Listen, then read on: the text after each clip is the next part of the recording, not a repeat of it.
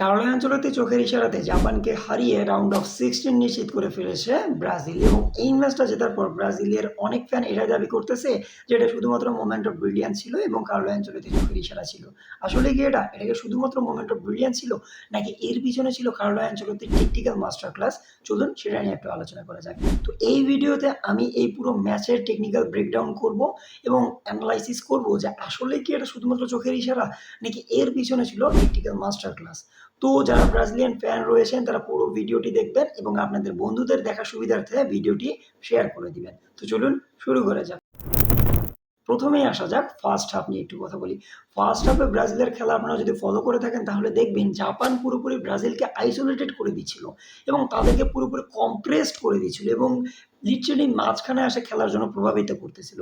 এবং ভিনিসিয়াস জুনিয়রের কথা যদি আপনারা চিন্তা করে থাকেন তাহলে দেখবেন ভিনিসিয়াস জুনিয়র একদম সেন্ট্রালি অপারেট করতেছিল, কারণ উইঙ্গারে সে যখনই যাচ্ছিল বা উইং পজিশনে সে যখনই যাচ্ছিল তখন তার উপর ২-৩ জন করে ট্র্যাক করতেছিল, যার কারণে সে তার ড্রিবল করে বক্সের ভিতরে যাইতে পারতেছিল না এবং এই কারণে সে সেন্ট্রালি অপারেট করতেছিল এবং এটাই দেখে কার্লো আনচেলত্তি এবং সেকেন্ড হাফে সে এটাই চেঞ্জ করে দেয়। ফার্স্ট হাফে ব্রাজিল স্ট্রাগল করার পর কার্লো আনচেলত্তি সেকেন্ড হাফে পুরোপুরি গেম চেঞ্জ করে ফেলে। সেকেন্ড হাফে সে ৬ জন দিয়ে অ্যাটাক লাইন সেট করে এবং যে দুইজন উইঙ্গার ছিল দুই পাশে রায়ান এবং ভিনিসিয়াস জুনিয়র তারা ওয়াইডলি অপারেট করে এবং যার ফলে জাপানের যে ডিফেন্স লাইন ছিল সেই ডিফেন্স লাইনটা প্রসারিত হয়ে যায় এবং মাঝখানে স্পেস ক্রিয়েট হয়। এই স্পেসে ব্রাজিল পুরোপুরি তাদেরকে হার্ট করে ফেলে এবং আপনারা যদি লক্ষ্য করে থাকেন তাহলে দেখবেন যখন 6 ম্যান অ্যাটাক লাইন নিয়ে ব্রাজিল যাচ্ছিল তখন বক্সের ভিতর 4 ভার্সেস 4 ক্রিয়েট হচ্ছিল এবং জাপান ওই জায়গায় অনেক বেশি পিছিয়ে পড়ে, কারণ তাদের হাইট অনেক কম এবং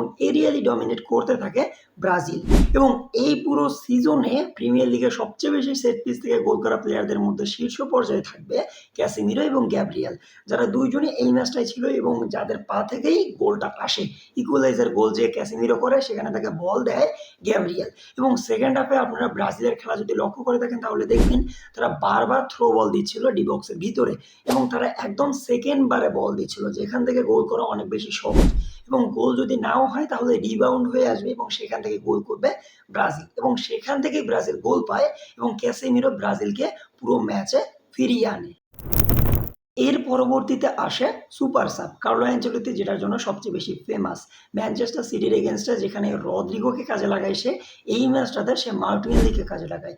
মার্টিনেলিকে আমরা যারা জানি বা যারা চিনি বা যারা তার খেলা ফলো করি তারা সবাই জানি যে মার্টিনেলি একজন লেফট উইঙ্গার, কিন্তু এই ম্যাচটাতে তাকে একজন এক্সট্রা অ্যাটাকার হিসেবে কাজে লাগিয়েছে কার্লো অ্যানচেলত্তি, কারণ ভিনিসিয়াস জুনিয়র লেফট উইং পজিশনেই খেলতেছিল এবং তখন তাকে ট্র্যাক করার জন্য ৩ জন করে যাচ্ছিল এবং যখন মার্টিনেলি মাঠে নামে তখন মার্টিনেলিকে ট্র্যাক করার জন্য একজন তার উপর থেকে কমে যায় এবং সেই জায়গাটাকে এক্সপ্লোর করে ভিনিসিয়াস জুনিয়র এবং ভিনিসিয়াস জুনিয়রের সামনে অনেক বেশি এরিয়া ফাঁকা হয়ে যায় এবং যেখান থেকে সে একটা গোল প্রায় করেই ফেলেছিল, যেটাকে সুজুকি আটকিয়ে দেয় এবং সেটা যদি গোল হয়ে যাইতো তাহলে আমার মনে হয় ম্যাচটা সেখানেই ক্লোজ হয়ে যাইতো।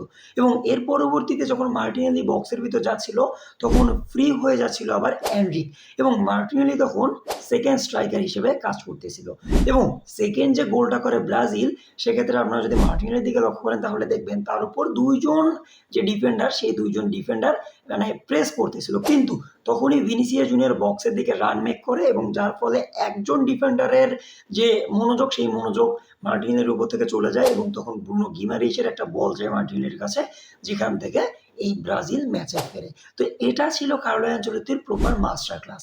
যারা ভাবতেছিল শুধুমাত্র চোখের ইশারার কারণে এটা হয়েছে, তাদেরকে আমার মনে হয় ভিডিওটা শেয়ার করলে তারা খুব ভালোভাবে বুঝতে পারবে। তো কেমন লাগলো ভিডিওটা কমেন্ট বক্সে অবশ্যই জানিয়ে দিবেন।